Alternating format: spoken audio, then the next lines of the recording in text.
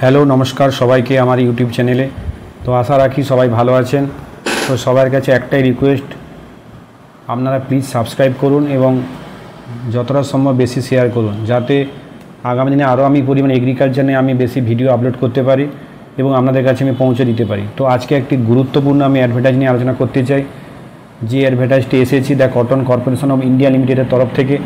তো প্রথমে বলে রাখি, এই সংস্থাটি 1972 সালে সংস্থা হিসাবে ঘোষণা হয়, যেটি হচ্ছে government of undertaking ministry of টেক্সটাইলের আন্ডারে। তো যার ফাংশান কি না আমাদের টোটাল ভারতবর্ষে যে কার্পাস তুলো উৎপাদন হয় তার মার্কেটিং রেগুলেটেড করা, এটি হচ্ছে মূল ফাংশান। এবং ভারতবর্ষের হেড অফিস রয়েছে নেভি মুম্বাইয়ে এবং 19টি ব্রাঞ্চ রয়েছে। সবচেয়ে ভালো খবর হচ্ছে পশ্চিমবঙ্গের কলকাতাতে একটি অফিস রয়েছে এবং 450টি মার্কেটকে প্রায় কন্ট্রোল করে থাকে এই cotton corporation of India limited. এবারে চলে যাই যে অ্যাডভার্টাইজের ব্যাপার। তো বলে রাখি যে অলরেডি ফর্ম ফিল আপ শুরু হয়ে গেছে জুন মাসের 12 তারিখ থেকে এবং চলবে প্রায় জুলাইয়ের 2 তারিখ পর্যন্ত। তাই যাদের ভ্যাকেন্সি রয়েছে যে সাবজেক্টে, তা নিয়ে আমি এখন চলে যাই। তো প্রথমে বলে রাখি, এই পিডিএফটা আপনারা কটন কর্পোরেশন লিমিটেডের ওয়েবসাইট থেকে পেয়ে যাবেন, প্রায় 27টি পেজের পিডিএফ। তো আমি পুরো পেজের যে মেন জিস্ট পয়েন্ট তা আমি তুলে ধরতে চাই। প্রথমেই চলে যায় পোস্টের ব্যাপারে। তো পোস্টের যেখানে বেশি পরিমাণ সিট রয়েছে সেটি হচ্ছে পোস্ট নম্বর হচ্ছে 103। পোস্টের নাম হচ্ছে management training and marketing. Total seat রয়েছে 10টি এবং ব্যাকলগ সিট একটি, টোটাল 11টি সিট। সবচেয়ে ভালো খবর, ইডব্লিউসি একটি সিট রয়েছে এবং আনরিজার্ভে 4টি সিট। যোগ্যতার হচ্ছে কি না এগ্রিকালচারে গ্র্যাজুয়েটের সাথে MBA ডিগ্রি থাকতে হবে। পোস্ট নম্বর 104 ম্যানেজমেন্ট ট্রেনিং অ্যাকাউন্ট, যেখানে টোটাল সিট 20টি, এখানে চার্টার অ্যাকাউন্টের ডিগ্রি থাকতে হবে। Post code 105 junior commercial executive, এখানে অনেক সিট রয়েছে, 120টির বেশি সিট রয়েছে। বয়সের আপার লিমিট রয়েছে জেনারেলের ক্ষেত্রে 30। শুধুমাত্র BSc এগ্রিকালচারে 50% নাম্বার পেলেই আপনি ফর্ম ফিল আপ করতে পারবেন, যেখানে 120টির বেশি সিট রয়েছে। এছাড়া জুনিয়র অ্যাসিস্ট্যান্ট জেনারেল পদের নাম, পোস্ট কোড 106, এখানে 20টি ভ্যাকেন্সি রয়েছে এবং ইডব্লিউসি প্রায় 2টি ভ্যাকেন্সি রয়েছে। তো এই নিয়ে চলে যায়। এখানেও কিন্তু কেবলমাত্র 50% BSc এগ্রিকালচারে নাম্বার থাকলে আপনি ফর্ম ফিল আপ করতে পারবেন। এছাড়া জুনিয়র অ্যাসিস্ট্যান্ট অ্যাকাউন্টে যারা BCom পাস করে অনেকেই বসে আছেন, তারাও কিন্তু এখানে 40টি সিট পেয়ে যাচ্ছেন এবং জেনারেলের ক্ষেত্রে প্রায় 30টি ভ্যাকেন্সি রয়েছে। এছাড়াও জুনিয়র অ্যাসিস্ট্যান্ট যারা হিন্দিতে যারা গ্র্যাজুয়েশন বা মাস্টার ডিগ্রি করেছে তাদের ক্ষেত্রে একটি সিট রয়েছে।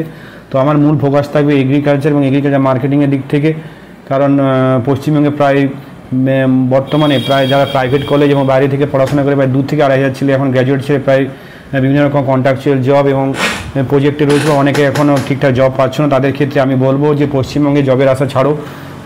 খুব সামনে আবার ফুড কর্পোরেশন অফ ইন্ডিয়ার ভ্যাকেন্সি আসছে এবং জুট কর্পোরেশন অফ ইন্ডিয়া, এছাড়াও ওয়্যার হাউসের ক্ষেত্রে জব আসবে। তোমরা চুটিয়ে আদা জল খেয়ে সেন্ট্রালে যে সমস্ত ভ্যাকেন্সি আসতে চলেছে তোমরা পড়াশোনা করে রাজ্যের উপর ভরসা না করে, রাজ্যে আপাতত যে পরিমাণ ওবিসি নিয়ে জটলা পাকিয়েছে, প্রায় আপাতত 6 মাস কোনো ভ্যাকেন্সি আসছে না। তো সেই নিয়ে রাজ্যের প্রতি ভরসা না করে সেন্ট্রালে যে সমস্ত জব রয়েছে সেগুলোর উপরে জোর চাপ দাও। এবং ইডব্লিউএস সংক্রান্ত যারা সার্টিফিকেট বের করতে পারছে না তারা আপনারা প্লিজ আমার কমেন্ট করুন, আমি ডিটেলসে বলবো কোথা থেকে ইডব্লিউ সার্টিফিকেট পাওয়া যায় এবং তার ডিটেলস এখানে রয়েছে। এবং সবচেয়ে বড় কথা, এবারে আমি চলে যাই যে বেতন কত রয়েছে। না, বেতন কাঠামো যথেষ্ট ভালো রয়েছে। আমাদের যারা জুনিয়র এগ্রিকালচার জুনিয়র অ্যাসিস্ট্যান্টের ক্ষেত্রে প্রায় শুরুতে বেতন প্রায় 45 থেকে 50,000 এবং যারা জুনিয়র অ্যাসিস্ট্যান্ট ম্যানেজমেন্ট ট্রেনিংয়ের ক্ষেত্রে প্রায় শুরুতে 65,000 মতো বেতন। তো বেতন নিয়ে কোনো চিন্তা নেই। সেন্ট্রালের যেহেতু জব, যথেষ্ট পরিমাণ DA অ্যালাউন্স রয়েছে, আদার্স অ্যালাউন্স ফ্যাসিলিটি রয়েছে, জব পাওয়াটাই মেন ফ্যাক্টর। তো এখানে এজের ক্ষেত্রে রিল্যাক্সেশন রয়েছে, জেনারেলের ক্ষেত্রে 30 এবং যাদের কোটা রয়েছে সেই পরিমাণ যে যা থাকার কথা তা রয়েছে এজ রিল্যাক্সেশন।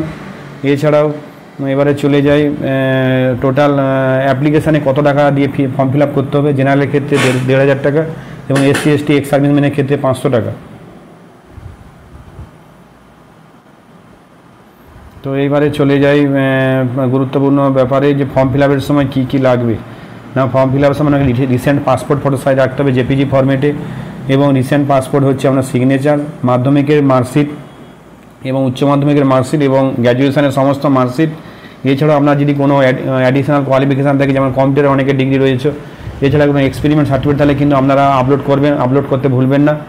এবং আরেকটা গুরুত্বপূর্ণ তথ্য বলে রাখি যে সবচেয়ে ভালো খবর হচ্ছে যে আমরা অনেকে এক্সাম সেন্টার নিয়ে চিন্তিত থাকি, কিন্তু আমাদের কলকাতাতে এক্সাম সেন্টার রয়েছে, এটি সবচেয়ে ভালো খবর।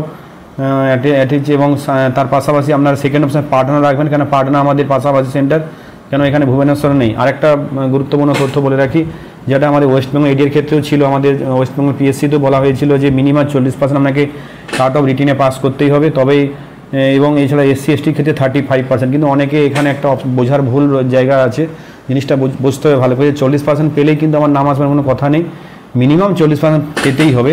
40%-এর আপার সিলিং থেকে যত নাম্বার নামে ততটা পরিমাণ আপনার তার সাথে স্কোরিং হয়ে ভাইবার ক্ষেত্রে নাম বেরোবে। তো এইবারে চলে যায় সাবজেক্টে আমাদের যে সিলেবাস দেওয়া রয়েছে এগ্রিকালচারের ক্ষেত্রে, সে সিলেবাসে আমি একেবারে চলে যাই। যে আমাদের অ্যানেক্সার 1-এর ক্ষেত্রে অ্যানেক্সার 1 দেওয়া আছে জুনিয়র কমার্শিয়াল এক্সিকিউটিভে টোটাল জুনিয়র অ্যাসিস্ট্যান্ট জেনারেল, যেখানে 120টি ভ্যাকেন্সি রয়েছে। তো প্রথমেই বলে রাখি টোটাল 2 ঘন্টার পরীক্ষা এবং সেখানে 120 মিনিটে 120টি কোশ্চেন করতে হবে। এবং সবচেয়ে ভালো খবর হচ্ছে যে আমাদের সাবজেক্টে রয়েছে 60 নম্বরের এবং বাকি 60 নম্বর 4টে ভাগে 15 নম্বর করে রয়েছে, অর্থাৎ 15×4 = 60। কী কী ভাগ না, 15 নম্বর রয়েছে ইংলিশে, 15 নম্বর রিজনিংয়ে রয়েছে, 15 নম্বর কোয়ান্টিটিভ অ্যাপটিটিউড, 15 নম্বর জেনারেল নলেজ। এবং বিশেষ করে আমি বলে রাখি যে RS আগরওয়ালের যে বই রয়েছে রিজনিং এবং কোয়ান্টিটিভ ক্ষেত্রে যথেষ্ট এনাফ। এবং জেনারেল এগ্রিকালচারের ক্ষেত্রে আমার যদি 11-12 যদি PK দাসের বুক থাকে সেটা বলে যথেষ্ট। এছাড়া মার্কেটে অনেক লুসেন্ট, এছাড়া লুসেন্ট পাবলিশার, আরও অনেক পাবলিকেশান রয়েছে মার্কেটে। আমাদের কলেজ স্ট্রিট গেলেই প্রচুর ধরনের বই আছে, অনলাইন ফ্লিপকার্টে আমার জন্য অনেক ধরনের বই আছে কারেন্ট অ্যাফেয়ার্সের ক্ষেত্রে। সবচেয়ে বড় কথা যে আমাদের এগ্রিকালচারটা ভালোভাবে কভার করতে হবে, যেখানে সিলেবাস কী রয়েছে না, এগ্রিকালচার মার্কেটিংয়ের সিলেবাস রয়েছে, ফার্ম পাওয়ার অ্যান্ড মেশিনারি রয়েছে, এগ্রিকালচার এন্টোমোলজি রয়েছে, ক্রপ পেস্ট অ্যান্ড ম্যানেজমেন্ট রয়েছে, এগ্রিকালচার মাইক্রোবায়োলজি রয়েছে, সয়েল মাইক্রোবায়োলজি রয়েছে, প্রিন্সিপাল অ্যান্ড এগ্রিকালচার এগ্রোনমি রয়েছে, ফিল্ড ক্রপ রয়েছে, উইড ম্যানেজমেন্ট রয়েছে, organic farming and sustainable agriculture রয়েছে, dimension of agriculture extension, cotton procedure, cotton area, এছাড়া general administrative. অর্থাৎ আমাদেরকে